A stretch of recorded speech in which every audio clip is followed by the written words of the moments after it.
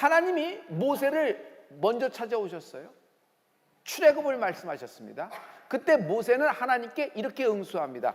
하나님, 날 잘 아시잖아요. 내가 누구간데 바로에게 갑니까? 하나님, 보낼 만한 자를 보내세요. 모세가 이렇게 얘기한 데는 뭐 자기가 싫어서 뒤로 빼고 뭐 자기를 낮추고 이런 거 아닙니다. 하나님, 내 형편, 내 사정 잘 아시잖아요. 저는요, 도망자예요. 24시간 불안합니다.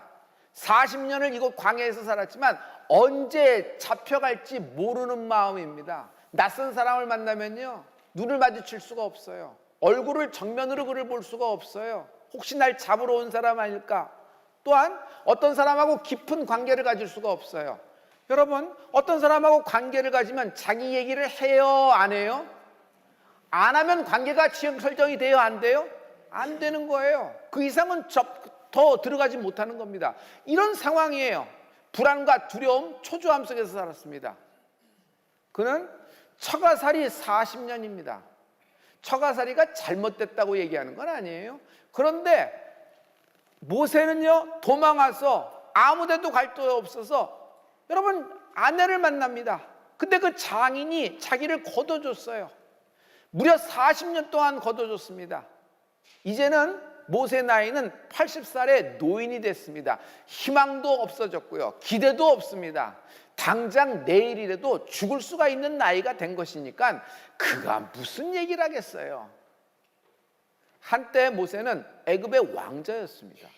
그러나 이제 광야 40년 동안 모세는 80살의 노인으로 애굽 왕자는 다 옛말이 되었어요. 이제는 다 죽었어요. 저는요, 양치기예요. 이 광야에서 할 수 있는 일이라는 건 양치기인데 그것도 내 양 한 마리도 없어요. 장인 이드로의 양이고, 그래도 십보라가 나를 사랑해서 내가 여기서 장인 집에서 이렇게 같이 이렇게 처가살이를 하는 것입니다.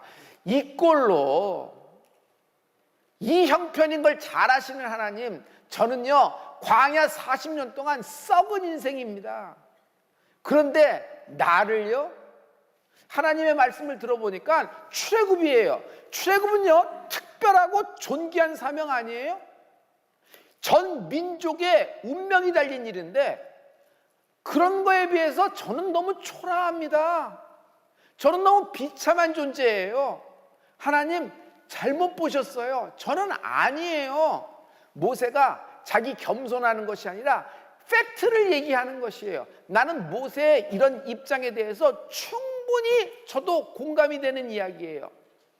왜냐하면 모세 광야 40년 동안 모세는 출애굽이라는 걸 생각도 못했어요.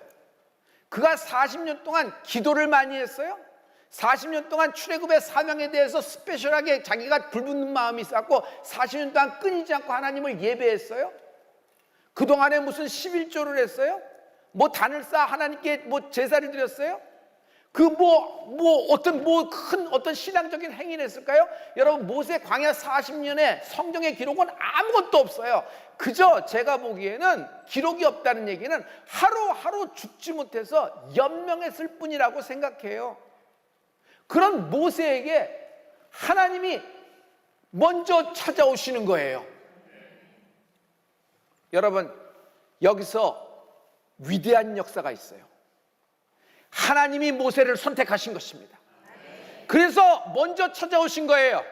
이것은요, 모세가 찾은 것이 아니라 하나님의 일방적인 선택이며 강권적인 섭리이다. 오늘 여러분, 우리가 하나님을 안 찾았어요. 우리는 하나님을 몰랐어요. 우리는 오히려 하나님과 반대 방향을 향하고 있었어요. 오히려 하나님에 대한 분노도 있었고 뭐 여러 가지 면에서 하나님에 대한 오해와 곡해도 있었잖아요. 그러나 하나님은 나를 선택하시고 나보다 먼저 나를 찾아오신 하나님을 찬양합니다. 성도 여러분, 광야를 재발견하십시오. 광야는요, 하나님을 만나는 곳입니다. 여러분의 눈앞에 펼쳐진 상황적인 광야, 이 광야에서 여러분 고난을 받고 시련과 여러분 버림받았다고 생각하고 여러분 자꾸 방치된 인생, 끝난 인생이라고 생각하지만 여기는 하나님을 만나는 곳입니다. 모세가 하나님을 만난 이후에 완전히 달라집니다. 모세는 과거가 있는 인물이에요. 과거 깨진 조각들이 맞춰진다. 사랑하는 성도 여러분, 모세가 다시 태어나는 거예요. 에스겔 골짜기 기억하시죠? 거기 마른 뼈다구 있죠? 다 짝이 안 맞고 흩어졌습니다. 그러나 하나님의 생기가 들어가자 서로 연락하고 맞춰지는 거예요. 에스겔이 맞춘 거 아니에요? 기가 막힌 정형외과 의사들이 떼거리로 와서 맞춰진 것이 아니에요. 여러분, 하나님이 맞추십니다. 성도 여러분, 내가 인위적으로 내 인생에 깨진 부분, 부서진 부분, 실패와 거기서 어긋난 부분에 대해서 맞추려고 하지 마세요. 하나님이 맞춰주시는 은혜가 있을 것입니다. 여러분, 다시 살아나게 돼요. 에스겔 골짜기에 마른 뼈다구들이 살아난 것처럼 모세가 그날 하나님을 만난 후 과거가 깨진 부분이 맞춰지면서 다시 태어나게 됩니다. 이것 때문에 하나님이 날 먼저 광야로 보내셨구나. 할렐루야. 방향을 잡아야 돼요. 광야에서는 길을 찾아야 돼요. 모래폭풍에서 어디서 피할 곳을 알아야 돼요. 어디에 오아시스가 있을 만한 곳인지 찾아낼 수 있어야 돼요. 가장 중요한 건 장막입니다. 광야에서는 장막 치는 법을 알아야 돼요. 이스라엘 백성은 애굽에 있었기 때문에 거기가 최종 목적지로 하고 집을 건축하고 살았을 겁니다. 아무도 광야에서 텐트 치는 법을 몰랐어요. 그러나 모세는요, 장인 이드로 이방인 집에서 살면서 처가살이 하면서 그들의 장막을 치고 때에 양의 풀을 쫓아 물을 쫓아 양과 함께 이동을 하며 그러면서 텐트 치고 장막 치는 법을 알고 거기서 살아나가는 법을 배웠던 겁니다. 그러자 더 너머에 자기의 인생의 모든 깨진 부분이 맞춰지기 시작하는 겁니다. 출생이에요. 자기의 출생 자체가 기적이라는 걸 깨달은 것이에요. 성도 여러분, 바로가 무슨 말을 했냐면 히브리 사람 민족이 인구수가 너무 폭발적으로 늘어난다. 이러다간 뒤집어질지 모른다. 히브리인에 만약 아이가 낳았을 때 사내 아이라 그러면 두 사람들은 다 죽여버려라 그러는 겁니다. 법이 발표가 된 거예요. 그런데 모세가 태어난 겁니다. 여러분 생각해 보세요. 여러분이 신혼부부입니다. 이런 법이 발표되고 이 법이 시행이 되기 시작했어요. 그냥 죽음의 그림자, 살기가 등등합니다. 여러분, 임신을 하겠어요? 여러분, 임신을 시도를 하겠어요? 아무도 안 할 겁니다. 임신한 즉시 그 집은 죽음의 그림자가 가득하니까. 아니, 딸일지 아들일지 어떻게 알겠어요? 그 시절에. 그런데 그런 상황에서 모세가 태어난 겁니다. 부모는 숨겼어요. 그러나 더 이상 숨길 수 없어서 파피루스 바스켓 갈대상자에 아이를 놓고 나일강에 던져버립니다. 에이, 어떻게 할 수 없으니까 이 영아, 이 유아를 그냥 확 그냥 내가 내 손으로 이룰 수 없으니까 그냥 던져버리고 유기해버린 걸까요? 나일강에 뭐가 있어요? 물뱀이 있어요. 하마가 있어요. 악어가 있어요. 그리고 모든 동물들이 우글거린 겁니다. 먹잇감을 찾아다니는 것이에요. 그런데 이 엄마 요게벳이 갈대 상자에 모세를 담아 가일강에 던졌다는 것은 하나님 손에 부탁한 것입니다. 여러분, 위대한 일이 생겨나요. 나일강에 스피드가 있어요. 급류가 있고 물이 도려오는 소용돌이가 있습니다. 그런데 이 갈대 상자가 그 흐름을 타는 거예요. 그 스피드로 내려오는데 바로의 궁에서 가장 동정심이 많은 공주, 엄마의 심정을 가진 공주가 그날따라 밖에서 노천탕을 하기를 원합니다. 성도 여러분, 애굽의 궁전에 탕이 하나 없을까요? 목욕탕이 하나 없어서 그날 나올까요? 그런데 그날따라 햇빛을 받고 목욕을 하고 싶은 거예요. 그런데 그 공주가 궁에서 나와서 나일강으로 들어오는 순간 나일강의 흐름을 타고 갈대상자가 어떻게 만나요? 기가 막히게 공주의 손에 딱 걸리게 되는 거예요. 더 놀라운 것은 갈대상자가 뭔가 하고 뚝 열어봤더니 그 안에 아기가 여태까지는 잘 있다가 왕 하고 울어버리네. 아니, 가만히 있던 아기가 모세가 어때 그렇게 울어? 그러자 그 울음소리에 공주의 가슴이 울리는 거예요. 얘가 내 아들처럼 내가 키워야 되겠다. 얘는 얘는 내 아들이다, 나에게 주신 내 아들이다 하고 그 아이를 데리고 들어가려고 하는 순간 미리암이 옵니다. 누나죠. 젖이 필요하잖아요. 아이를 누군가 이제 젖을 줘야 되잖아요. 히브리, 제가 아는 사람 중에서 젖이 잘 나오는 사람이 있거든요. 누구야, 데려와. 엄마, 자기 친엄마, 모세의 친엄마 요게벳이 와서 여러분 어떻게 돼요? 모세를 양육하게 되는 축복을 받게 된 거예요. 애굽의 궁전에 들어갑니다. 공주의 아들로 자라요. 로얄 교육을 받게 됩니다. 당시 이집트 그 모든 나일강의 문명, 알렉산드리아에 있는 모든 학문, 모든 철학, 모든 멘토들이 여러분 공주의 아들로 자라난 모세를 기가 막히게 티칭하고 했을 겁니다. 제가 미국에서 공부할 때 리더십에 대해서 굉장히 많이 얘기할 때 이 부분을 많이 이렇게 강조하는 것을 많이 봤어요. 그러나 전 어렸을 때부터 그런 면을 본 것이 아니라, 그런 면도 봤지만은 나는 이런 생각이 강했어요.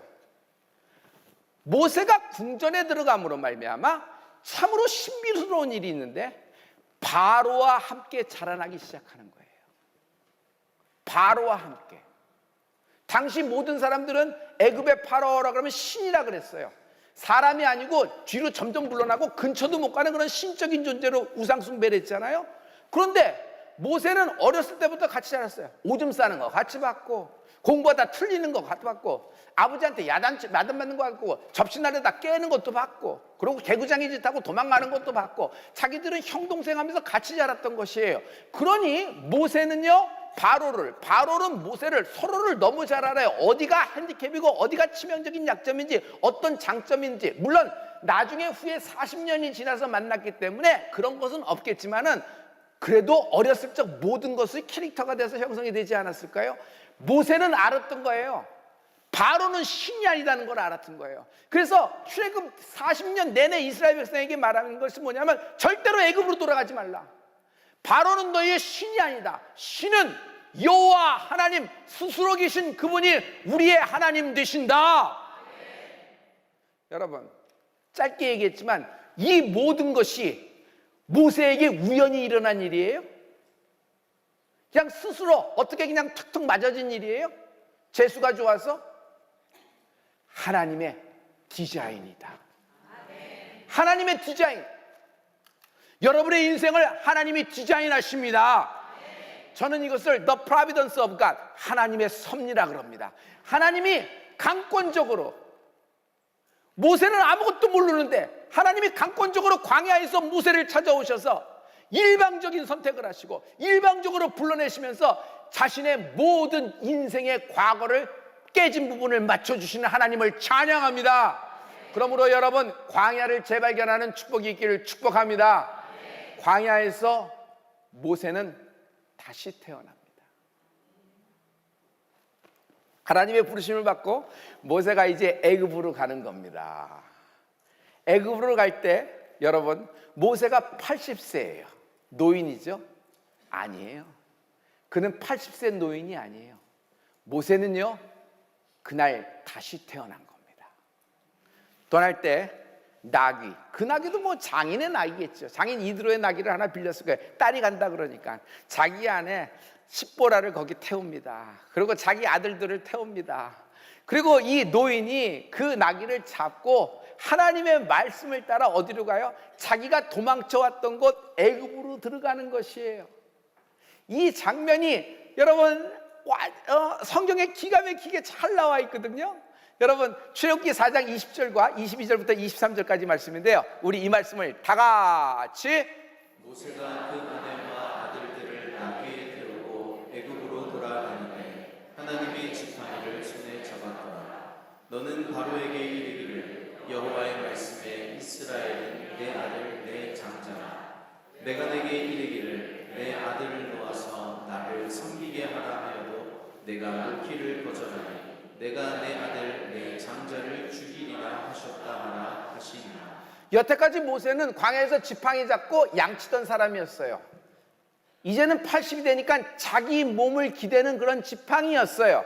그런데 이제 하나님의 부르심을 받고 다시 애굽으로 갈 때는 똑같은 지팡이지만 80 노인의 몸 하나 기대는 지팡이가 아니라 이스라엘 전 민족, 전 12지파의 모든 민족이 기댈 수 있는 하나님의 지팡이가 되었다.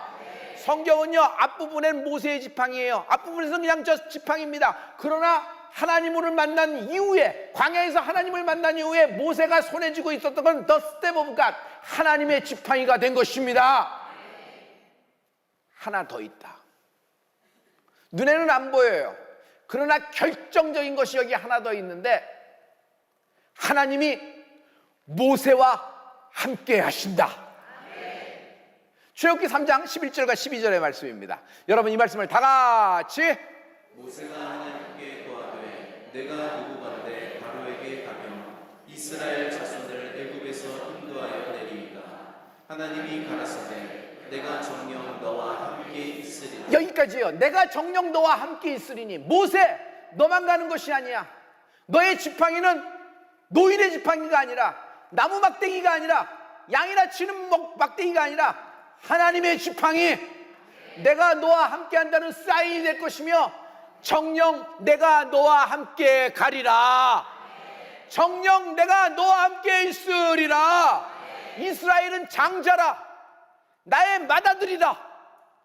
그러므로 내 맏아들을 건드리면 죽는다고 전하라. 그러면서 하나님이 이스라엘을 얼마나 사랑하는지를 모세를 통해서 얘기한 것이에요. 성도 여러분, 하나님이 당신을 선택하셨습니다. 여러분은 하나님이 장자로 선택하신 줄 믿습니다. 마지막 때 여러분, 영적 이스라엘처럼 사용되는 여러분의 가문과 기업과 인생이 되는 축복이 있을지어다. 정녕 내가 너와 함께하리니. 정녕 내가 너와 함께하리니. 모세가 잘했을 때, 하나님께 이쁜 행동을 했을 때, 그리고 하나님께 정말 큰 순종을 했을 때 하나님이 정녕 내가 너와 함께하리니 이랬을까요? 그것만이 아닙니다.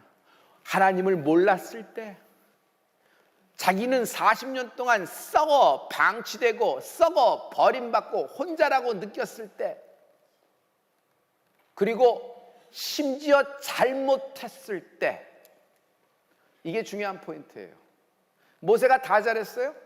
그러나 하나님의 부르심을 받고 정말 출애굽을 했지만, 여러분, 그가 결정적인 실수로, 결정적인 잘못을 합니다. 시내산에서 하나님을 만난 후 십계명을 갖고 오다가 금송아지 보고 확 깨버리는 겁니다. 그렇게 하나님 편에서 얼마나 분노를 했으면 그가 했을까, 뭐하고 심정적으로는 뭐 이렇게 여러 가지 이야기를 하면서 같은 마음을 갖고 있었으나, 하나님 편에서 생각해 보세요. 하나님은요, 이스라엘을 사랑할 때 끝까지 사랑하시는 겁니다. 할렐루야. 여러분, 웬만한 사람이면 그렇게 십계명 전달자도 안 될 뿐더러 그렇게 받았을 때 그것을 들으면 그가 어떻게 살아남을 수 있길 바라겠어요. 그런데 하나님이 모세를 덮어주시는 것입니다. 할렐루야. 이게 무슨 말이에요? 내가 정녕 너와 함께하리니. 내가 정녕 너와 함께하리니. 같은 광야지만 출애굽 40년의 광야는 달랐습니다. 과거에는 썩고 있는 40년이었으나 이제는요, 다른 광야예요. 홍해를 만났습니다. 홍해를 빠져나왔는데 매복했던 이 아멜렉이 쳐들어왔어요. 쓴물을 만났어요. 불뱀을 만났어요. 여러 가지 사건이 그를 옥죄오고 정말 위기의 순간이 많아요. 심지어 이스라엘 백성이 반역을 하고 모세를 돌로 치려는 장면도 많이 나옵니다. 누나 미리암이 모세를 헐뜯으며 공격할 때가 있어요. 왜 구수 여인을 취하느냐, 이건 잘못된 거 아니냐. 많은 사람도 끄떡이며 저도 그 표에 한 수 둘 줄 몰라요. 그러나 중요한 건 하나님입니다. 모세는 할 말이 없어 가만히 있으나 하나님이 끝까지 모세 편을 드십니다. 미리암을 쳐서 그가 문둥병에 들어 진 밖으로 미리암이 쫓겨나 버려요. 왜 이러실까요? 하나님은요, 내가 정녕 너와 함께하리니라는 것은 잘했을 때만, 이쁜 짓 할 때만, 이렇게 신앙행위가 좋고 뭐 이렇게 뭐 엄청난 걸 하나님께 희생하고 드릴 때만 그런 것이 아니라, 내가 하나님으로부터 떨어지고 내가 머리를 두며 하나님께 대한 섭섭한 마음, 그리고 혼자 있고 막 이렇게 됐더라도 하나님은 변하지 않고 나를 일방적으로 사랑해 주시고 강권적으로 섭리로 역사하는 하나님을 찬양합니다.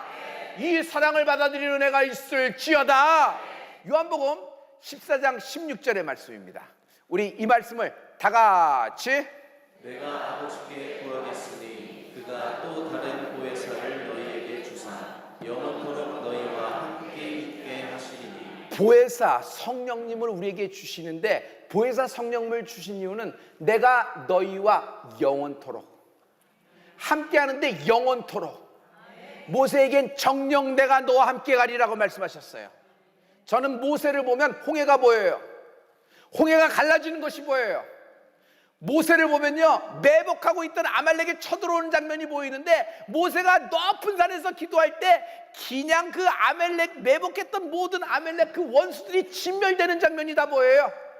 쓴물이 단물이 되는 장면이 다 보이고, 여러분 불뱀에 물려 죽어가는 사람이 노뱀을 보고 살아나는 장면이 막 보이는 듯해요. 여러분 성경에 있는 모세의 이야기, 옛날 이야기, 할아버지 때 얘기 참 재밌게 한다 생각하는데, 모세의 이야기, 성경의 이야기는 박물관에 있는 유물이 아니에요. 오래된 쾌쾌 묵은 파피루스 바스켓에 있는 파피루스 종이에 적여진 무슨 고문서 하나쯤으로 생각하지 마세요. 이것은요 살아있는 거예요. 박물관의 유리벽 속에 전시되어서 왔다 갔다 하면서 볼 수 있는 옛사람의 지혜라고 생각하지 마세요. 모든 종교에는 지혜가 다 있어요. 심지어 무속신앙에도 지혜는 있어요. 그러나 여러분 살아계신 하나님, 하나님을 믿는 우리 기독교에만 있는 것이 뭔지 아세요? 여기에만 구원의 길이 있다. 구원의 문이 열릴지어다. 이분이 예수님이 되시는 것입니다. 예수님은 예수님 자신을 우리에게 선물하셨어요. 성령이 나와 함께 영원토록 거하고 계십니다. 내가 잘못했을 때, 내가 하나님께 불순종했을 때, 내가 하나님께 삐졌을 때, 시험 들었을 때, 내가 패하고 돌아섰을 때, 그래도 하나님은 날 놓지 않고 오히려 일방적으로 먼저 찾아와 강권적인 섭리로 신비하게 역사하는 하나님의 보이지 않는 손, 하나님의 보이지 않는 그 힘을 찬양합니다. 오늘 여러분의 모든 과거에 깨진 부분이 맞춰지기 시작하며 새로 태어나게 될 것입니다. 새로 태어나게 될 것입니다. 새로운 인생이 되는 축복이 있을지어다. 할렐루야.